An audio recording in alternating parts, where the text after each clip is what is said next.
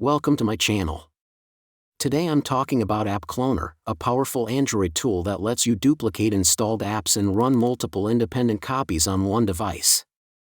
With App Cloner you can clone apps like Instagram, WhatsApp, Telegram or Facebook and keep each profile signed in, isolated and notification ready. That means you can have, for example, one WhatsApp account for work and another for personal use, both running simultaneously without logging out or switching accounts. One of the best things about App Cloner is the customization. You can rename each cloned app, change its icon or color, and even adjust permissions for privacy and security.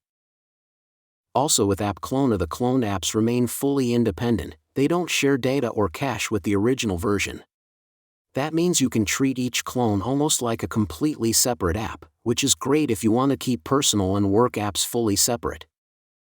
The free version of App Cloner lets you create one clone. If you upgrade to the premium version, you can unlock extra clones and modding features, like more clones, custom icons, and other advanced options.